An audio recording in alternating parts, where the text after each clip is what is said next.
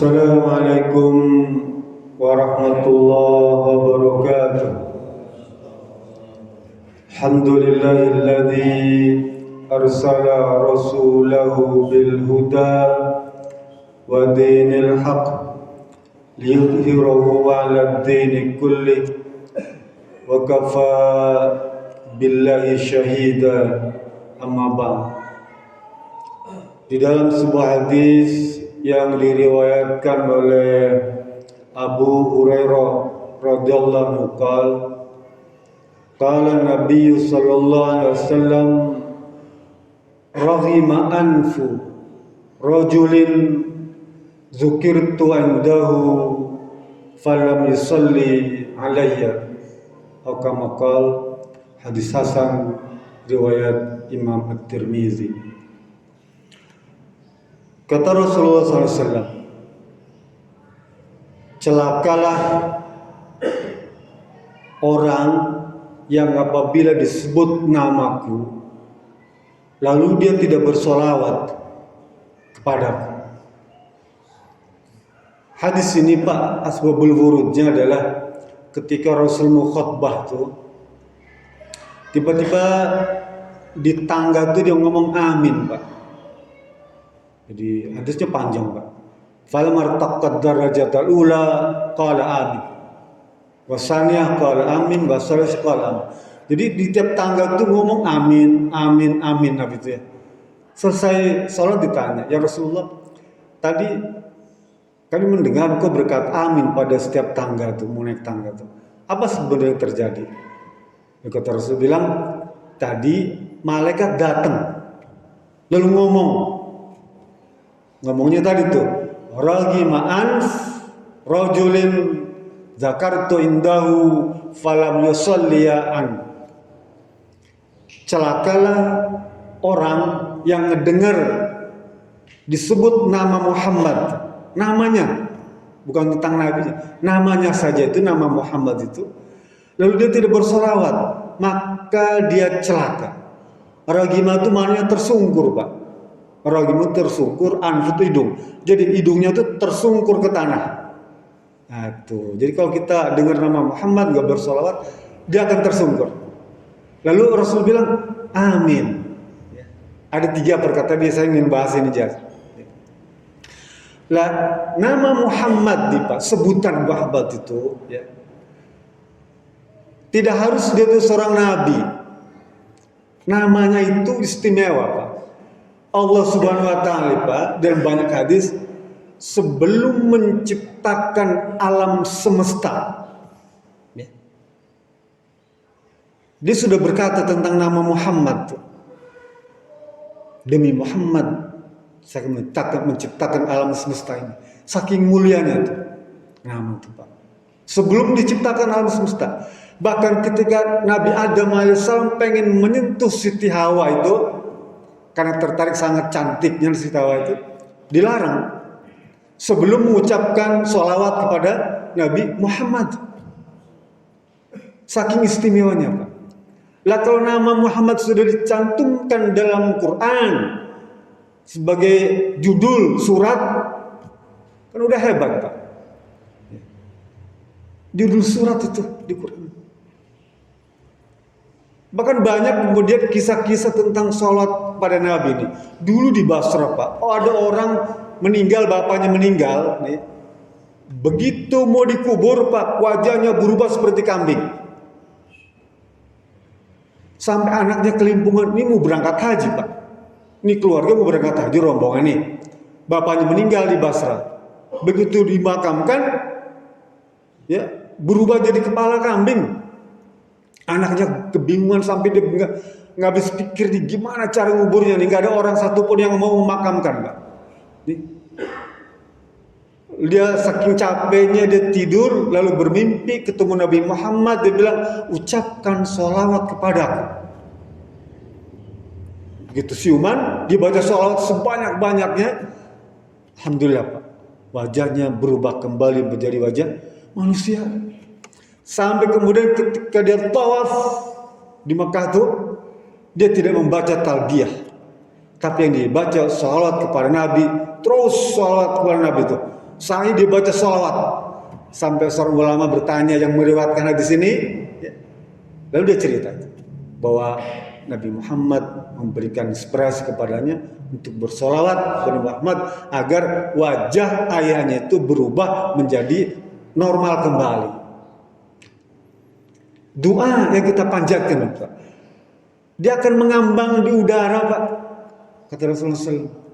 Dia mengawang-awang tidak sampai ke langit kecuali dengan diiringi dengan sholawat kepada Nabi Muhammad SAW, baik di awal, di tengah maupun di akhir.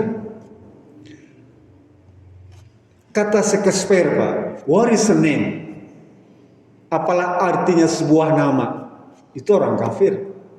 Tapi bagi Islam, nama merupakan jati diri, ya, dan harapan serta doa. Dulu ada sahabat Nabi bernama, ditanya, manis muka, siapa nama kamu? Hazan. Hazan itu namanya susah, sempit, repot. Hazan. Rasul bilang, ganti namamu dengan Sahal. Ganti namanya dengan Sahal. Apa Sahal itu? Luas, lapang.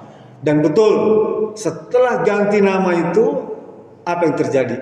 Perubahan pada dirinya, keluarganya. Itu kehidupannya menjadi sejahtera. Ya, luar biasa.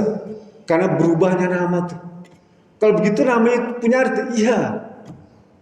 Rasul bilang, mangkana lahu, ya, salah satu auladin falam yusammi ahada bi Muhammadin faqad jahula. Barang siapa punya anak laki-laki 3 orang, ya, punya anak laki-laki 3 orang, dan salah satunya tidak diberi nama Muhammad, maka dia termasuk orang yang bodoh, orang jahil. Ya. Kalau kita punya anak laki-laki 3 orang, kalau salah satunya tidak diberikan nama Muhammad, dia dianggap sebagai orang yang jahil. Hadis sahih. Rasul bilang, samu bismi, berikanlah nama anakmu itu dengan namaku. Nama yang begitu mulia, Pak. Ternyata ada orang yang menempatkan nama itu disejajarkan dengan minuman keras, khamar. Khamar ini umul khabais, dalam ilmu fikih khamar ini umul khabais. Dia lebih berat hukumannya dibandingkan orang makan bangkai. Bangkai itu haram. Misalnya orang menyembelih ini nggak pakai baca bismillah, ya, domba, sapi, ayam nggak pakai bismillah, itu dianggap bangkai. Atau hewan ketabrak motor, ya, bangkai, dimakan, boleh silakan. Orang kafir makan seperti itu. Ya. Lah orang makan bangkai itu selesai dia haram. Tapi orang yang minum khamar bukan hanya haram, tapi dia harus dihukum 80 cambuk. Mananya lebih berat? Lah kalau seorang nabi disejajarkan dengan minuman khamar itu, yang lebih hina dari bangkai itu.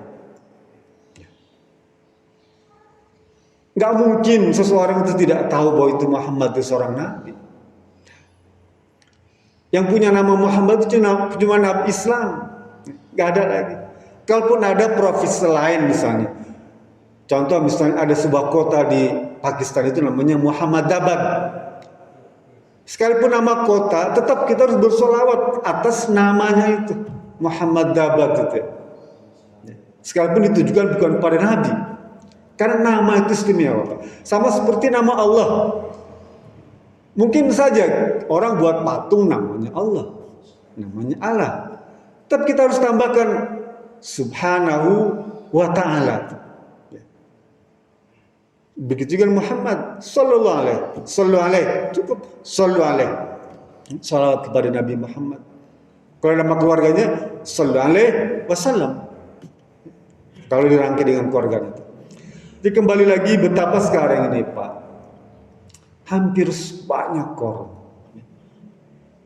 menempatkan Islam dan umat Islam serta segala macam yang berkaitan Islam itu menjadi olok-olokan, menjadi ejekan, menjadi pelampiasan penghinaan. Betul-betul ini fitnah akhir zaman yang menurut hemat kita merisaukan sebagai umat Islam. Memang bagi Allah, bagi Muhammad, bagi Islam nggak akan terpengaruh apa-apa. Tapi kita nih, selaku pemeluknya ini merasa tersinggung. Ya. Harus ada rasa cemburu, Pak. Apa cemburu itu? Maksudnya kecewa, marah. Ya. Jika ada orang yang menghinakan, merendahkan, meremehkan, mencela Islam dan umat Islam. Kalau sampai kita tidak ada sikap kecemburuan, ya, sikap ketidaksenangan, berarti iman kita dipertanyakan. Kalau tidak disebut, dia tidak beriman. Ya. Karena sebutan Allah Subhanahu Wa Taala kepada orang yang beriman tuh, ya, menyatakan la yu'zunallaha wa rasulah. Wahai orang beriman, jangan engkau menyakiti Allah dan Rasul. Maknanya orang yang menyakiti Allah dan Rasul itu tidak beriman. Dan orang yang tidak ada atau setuju dengan ucapan-ucapan membenci Allah dan Rasul itu termasuk orang yang tidak beriman. Wong Allah saja bersolawat kepada Nabi. Allah selaku pencipta Nabi itu dalam surat Al-Ahzab itu, Innallaha wa malaikatahu yusholluna 'alan nabi. Sesungguhnya Allah Subhanahu Wa Taala itu dan para malaikat bersolawat kepada Nabi. Ya ayyuhalladzina amanu shallu 'alaihi wasallimu taslima. Setelah Allah bersolawat, para malaikat bersolawat, Allah perintahkan kita juga untuk bersolawat kepada Nabi sebagai ciri orang beriman. Tapi tadi, kalau kita kemudian tidak ada a priori antipati terhadap upaya orang-orang kafir atau orang-orang yang bersekutu dengan orang kafir itu, atau orang-orang yang membenci Islam, yang tidak senang dengan Islam, yang tidak rela meningkatnya perkembangan Islam saat ini, maka dia termasuk orang yang tidak beriman. Oleh karena itu, jadikanlah peristiwa beberapa hari yang lalu itu sebagai tazkirah buat kita. Boleh jadi peristiwa itu untuk mengingatkan kita yang selama ini mungkin kita tidak cinta kepada Nabi Muhammad, tidak beriman kepada Nabi Muhammad, baru diingatkan oleh Allah Subhanahu Wa Taala. Mungkin itu hikmah yang kita bisa petik, Pak, ya, atas peristiwa yang sangat menggemparkan bukan cuma Nusantara tapi dunia.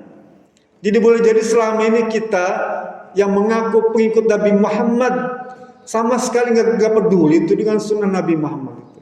Mungkin masa bodoh saja. Ya. Bahkan mungkin nggak ada rasa kecintaan, rasa sayang, rasa beriman, rasa percaya kepada Nabi Muhammad. Apalagi untuk menteladaninya lebih jauh lagi.